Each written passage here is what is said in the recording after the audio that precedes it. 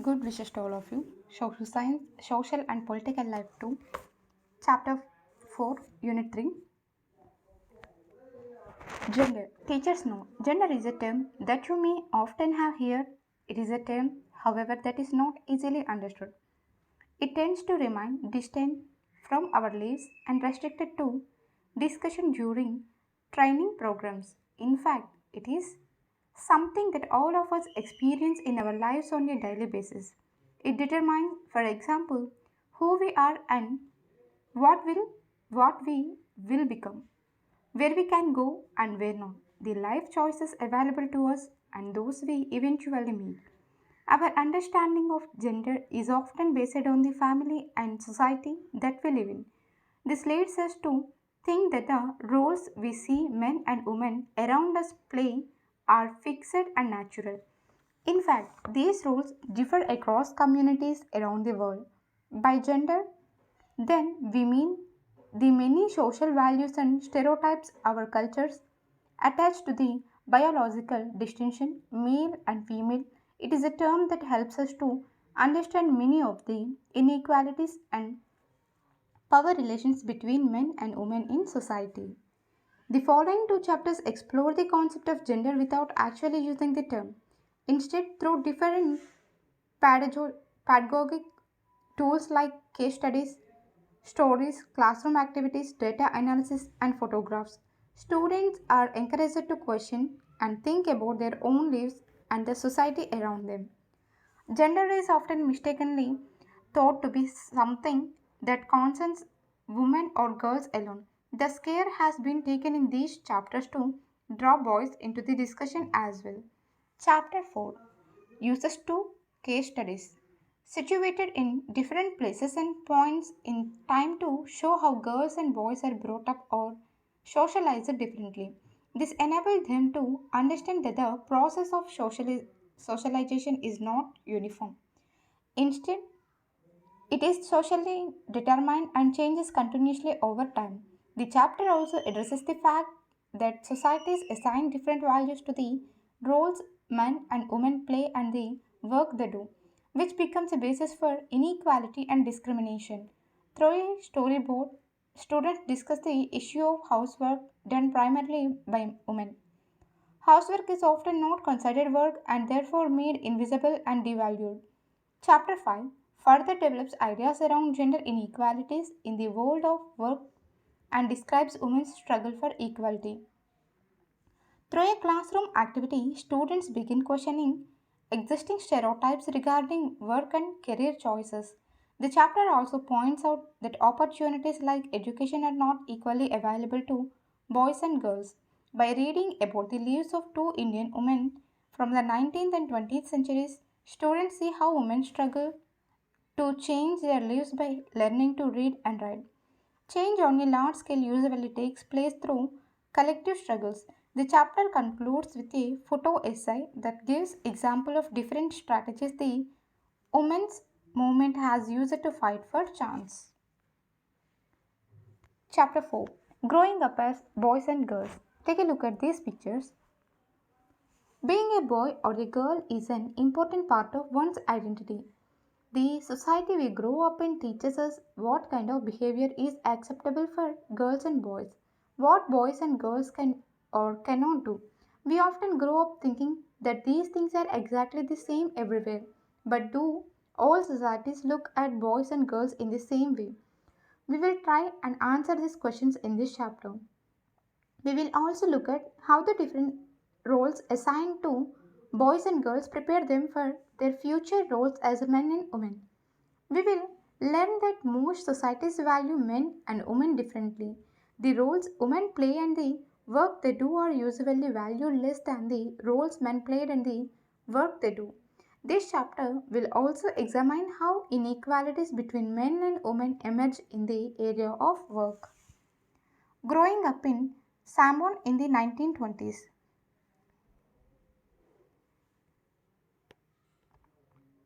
The Salmon Islands are part of a large group of small islands in the southern part of the Pacific Ocean. In the 1920s, according to research reports on salmon society, Children did not go to school. They learned many things such as how to take care of children or do household work from older children and from adults. Fishing was a very important activity on the islands. Young people therefore learned to undertake long fishing expeditions.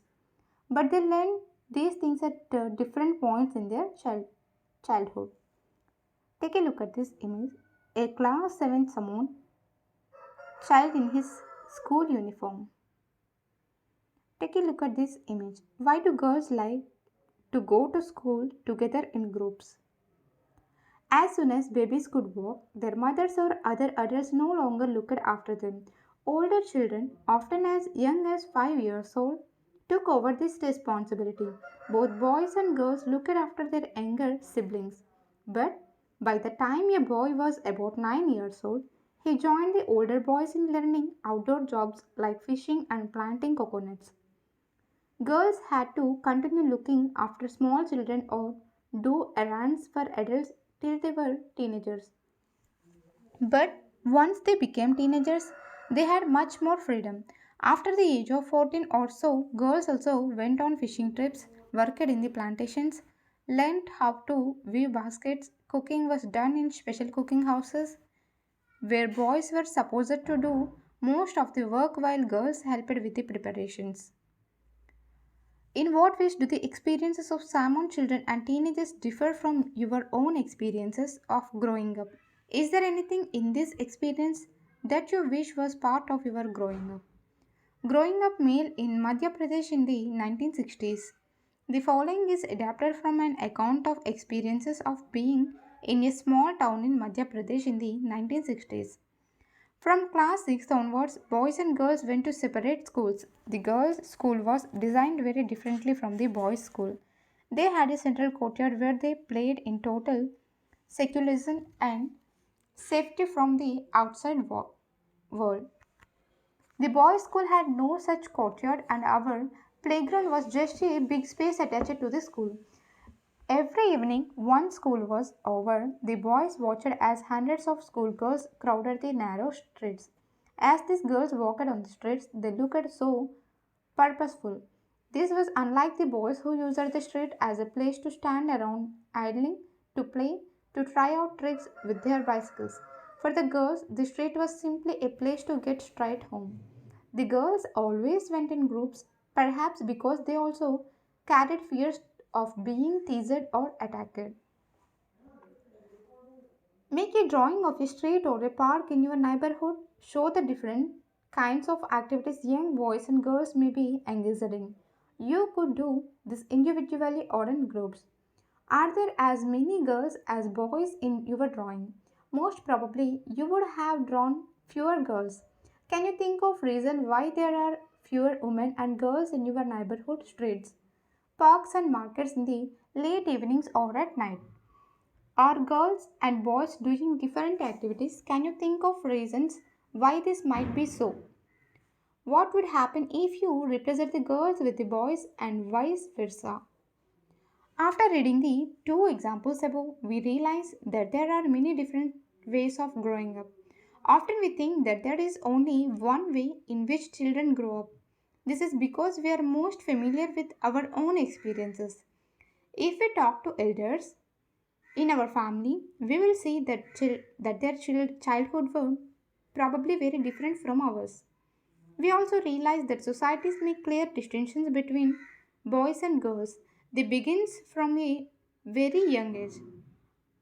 We are, for example, given different toys to play with. Boys are usually given cars to play with and girls dolls. Both toys can be a lot of fun to play with. Why are girls then given dolls and boys cars?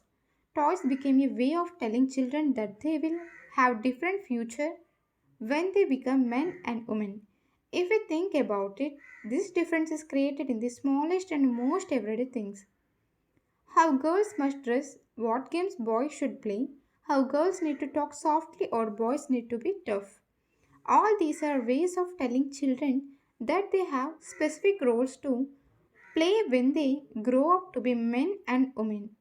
Later in life, this affects the subjects we can study or the careers we can choose. In most societies, including our own, the roles men and women play or the work they do are not valued equally. Men and women do not have the same status. Let us look at how this difference exists in the work done by men and women. My mother does not work. Ma, we are going on a school excursion. Rosie, Ma, needs volunteers. Can't you take a holiday from office and volunteer? At the Singh's home, Harmeet's mother always comes from excursion because she doesn't work. Sonali, how can you say that? You know that Jasprit auntie is up at 5 a.m. every day doing all the housework. Yes, but that's not real work. It's just housework. Oh, that's what you think. Do you? Let's go over to their house and ask Jasprit when what she thinks. At the Singh's house, Harshan Harsharan, Sonali thinks that your wife is not a working person. Haha. But isn't that correct, Auntie? My mother is a housewife. She does not work. Then Jasprit, why don't you just relax and let them manage everything for a change? Great idea. Okay, I will go on strike tomorrow. What fun! We will take care of everything tomorrow with Papa. Next morning, 7:30 a.m. Oh God, look at the time. Where's my breakfast? Why aren't the children ready? How would I know? I am on strike. Remember, besides, Mangala has also taken leave today. Oh, oh, that's the school bus. Well, have to drop them in the car. Honk. Hurry, hurry. And ask Hermit to switch on the pump. But what about the kids' lunch boxes? Oh no, forgot about that. I will give you some money. Just buy something from the canteen today. Ma already gave us money for that. Evening 6 p.m. Evening. I'm exhausted. How about some tea? Oh, I forgot your strike. I will make some myself. The house looks like it was hit by a hurricanes. Did you expect it to remain in exactly the same condition in which you left it this morning, dear? Hermit, where on earth are the tea leaves? Hee hee, I wonder if they still believe I don't work. And now I have to remind them that Chachaji and Chachaji are coming for dinner. Valuing housework. Her, Hermit's family did not think that the work Jasprit did within the house was real work. This feeling is not unique to their families. Across the world, the main responsibility for housework and caregiving tasks, like looking after the family, especially children, the elderly, and sick members, lies with women. Yet, as we have seen, the work that women do within the home is not recognized as work. It is also assumed that this is something that comes naturally to women. It therefore does not have to be paid for, and society devalues this work. Lives of domestic workers. Take a look at this image. Melanie with her doctor. In the story above, Hermit's mother was not the only one who did the housework. A lot of the work was done by Mangala, the domestic helper. Many homes, particularly in towns and cities, employ domestic workers. They do a lot of work sweeping and cleaning, washing clothes and dishes, cooking, looking after young children or the elderly. Most domestic workers are women. Sometimes even young boys or girls are employed to do this work. Wages are low as domestic work does not have much value. A domestic worker's day can begin as early as 5 in the morning and end as late as 12 at night. Despite the hard work they do, their employers often do not show them much respect. This is what Melanie, a domestic worker, had to say about her experience of working in Delhi. My first job was with a rich family that lived in a three-story house. The Ma'am Sahib was very strange as she would shout to get any work done. My work was in the kitchen. There were two other girls who did the cleaning. Our day would begin at 5 o'clock. For breakfast, we would get up a cup of tea and two dry rotis. We could never get a third roti. In the evening, when I cooked the food, the two other girls would beg me to give them an extra roti. I would secretly give it to them and make an extra one for myself. We were so hungry after working through the day. We could not wear chappals in the house. In the winter, our feet would swell up with the cold. I used to feel scared of the Mamsa but also felt angry and humiliated. Did we not work all day? Did we not deserve to be treated with some respect? Here, Harmeet and Sonali correct in saying that Harmeet's mother did not work. What do you think would happen if your mother or those involved in doing the work at home went on strike for a day? Why do you think that men and boys generally do not do housework? Do you think they should? In fact, what we commonly term as housework actually involves many different tasks. A number of these tasks require heavy physical work. In both rural and urban areas, women and girls have to fetch water. In rural areas, women and girls carry heavy headloads of firewood. Tasks like washing clothes, cleaning, sweeping, and picking up loads require bending, lifting, and carrying. Many chores, like cooking, involve standing for long hours in front of a hot stove. The work women do is strenuous and physically demanding, words that we normally associate with men. Another aspect of housework and caregiving that we do not recognize is that is a very time consuming. In fact, if we add up the housework and the work women do outside the home, we find that women spend much more time working than men and have much less time for leisure. Below is some data from a special study done by the Central Statistical Organization of India 1998 to 1999. See if you can fill in the blanks. State Haryana, Tamil Nadu. Women paid work hours per week 2319. Women unpaid housework hours per week 3035. Women total men paid work hours per week 38 to 40. Men unpaid housework hours per week 2 to 4 men total. What are the total number of work hours spent by women in Haryana and Tamil Nadu each week? How does this compare with the total number of work hours spent by men? Many women like Sonali's mother in the story and the women in Tamil Nadu and Haryana who were survived work both inside and outside the home. This is often referred to as the double burden of women's work. Women's work and equality. As we have seen, the low value attached to women's household and caregiving work is not an individual or family matter. It is part of a larger system of inequality between men and women. It therefore has to be dealt with through actions not just at the level of the individual or the family but also by the government. As we now know, equality is an important principle of our constitution. The constitution says that being male or female should not become a reason for discrimination. In reality, inequality between the sexes exists. The government is therefore committed to understanding the reasons for this and taking positive steps to remedy the situation. For example, it recognizes that burden of childcare and housework falls on women and girls. This naturally has an impact on whether girls can attend school. It determines whether women can work outside the house and what kind of jobs or careers they can have. The government has set up Anganwadis or childcare centers in several villages in the country.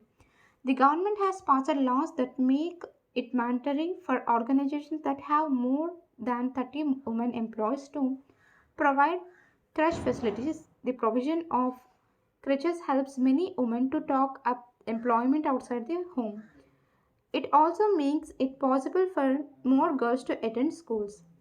Take a look at these images. Children at an Anganwadi center in a village in Madhya Pradesh. Gender equality, sustainable development goal. Goal number 5. Take a look at these images. This poster was created by a women's group in Bengal. Can you write an interesting slogan for the poster?